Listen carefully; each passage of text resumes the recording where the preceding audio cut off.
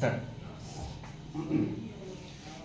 বিশেষকৈ আজি আমাৰ অট'নমাছ কাউন্সিলে যিটো এটা নিৰ্দেশ উলিয়াইছে, বিশেষকৈ আমাৰ কাৰ্বি আংলঙৰ যিমানখিনি টাউন কমিটি আছে তেওঁলোকে নিৰ্বাচন অনুষ্ঠিত কৰাৰ পৰিৱৰ্তে গোটেইখিনি ৰিজাৰ্ভ কৰি পেলাই তেওঁলোকে এড হক কমিটি পঠাইছে। এইটো সম্পৰ্কে মই ক'ব বিচাৰিছোঁ। একচুৱেলি আমাৰ তৰফৰ এইটো আপত্তি এটা আছে। আমি বহুতবাৰটো ডিমাণ্ড কৰি আহিছোঁ, ডেম'ক্ৰেটিক যিটো নিয়ম মতে সকলো টাউন কমিটিত ইতিমধ্যে ইলেকশ্যন পাতিব লাগে।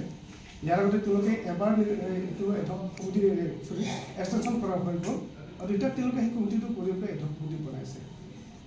আচলতে তেওঁলোকে নিৰ্বাচন অনুষ্ঠিত কৰিবলৈ ভয় কৰিছে। আমি আগৰ পৰা কৈছোঁ বিজেপিবিলাকৰ সাহস নাই যে আমাৰ টাউন কমিটিবিলাকত নিৰ্বাচন অনুষ্ঠিত কৰিবলৈ, কাৰণ তেওঁলোকে জানে যদি নিৰ্বাচন অনুষ্ঠিত কৰে তেওঁলোকে হয়তো এটামান জেগা জিকিব পাৰে, কিন্তু বাকীখিনি হাৰিব।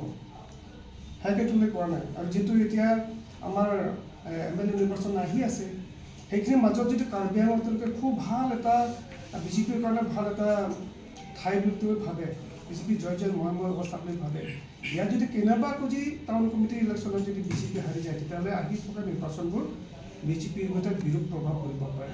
সেইকাৰণে তেওঁলোকে এই ব্যৱস্থাটো কৰিছে। আচলতে সেইকাৰণে আমি আপত্তি কৰিছোঁ। আচলতে তেওঁলোকে গণতন্ত্ৰটো বিশ্বাস নকৰে, বিশ্বাস নকৰে আৰু তেওঁলোকে নিৰ্বাচন খেলিবলৈ তেওঁলোকে সাহস কৰা নাই। নহয় জানো? কিয় কৰা নাই? তাৰ কাৰণতে হৈছে তেওঁলোকে হাৰিব। সেইকাৰণে আপোনালোকে চাওক, আমি যিটো দেখিছোঁ হাৰঘাট এজন কিবা নিৰ্বাচিত সদস্য এজন আছিলে অজিত দে, তেওঁতো আমি ভাবিছিলোঁ তেওঁলোকে 6 মাহৰ ভিতৰতো মানে বাই ইলেকশ্যন তেওঁলোকে অনুষ্ঠিত কৰিব লাগিছিল, কিন্তু সেইটো কোনো সাহস নকৰিলে। আজি প্ৰায় 9 মাহ 10 মাহ হৈ গ'ল, তেওঁলোকে সেইটো উকলি গ'ল, বোধহয় সেইটো নকৰে আৰু। নহয় জানো? আমি ইয়াৰ পৰা বুজা যায় আচলতে কাৰ্বি আংলঙত বিজেপিৰ যিটো উপস্থিতি কিন্তু লাহে লাহে তেওঁলোকৰ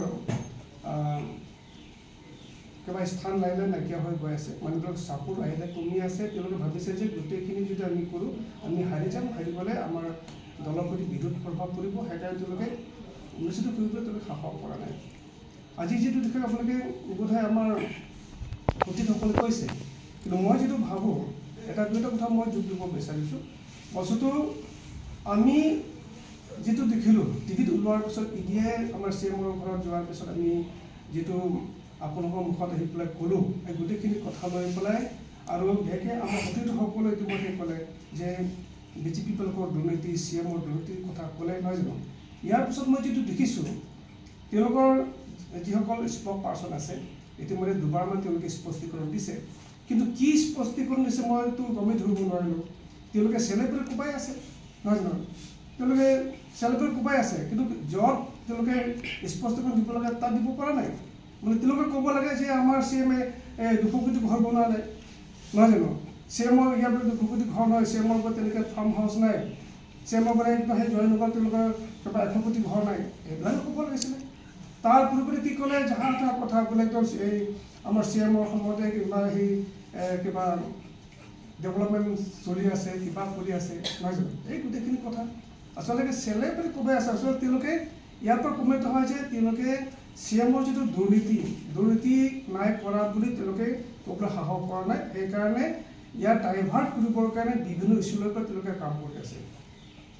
সেইকাৰণে মোৰ অতিথৰ লগতে মই ক'ব বিচাৰিছোঁ, যিহেতু CMে নিজে কৈছে যিহেতু নিজেই বোলে CBI এইটো মানে আমন্ত্ৰণ কৰিছে, CM আহি পেলাই গোটেইখিনি ইয়াত আহি পেলাই ইনকুৱাৰী কৰিব পাৰে। নহয় জানো?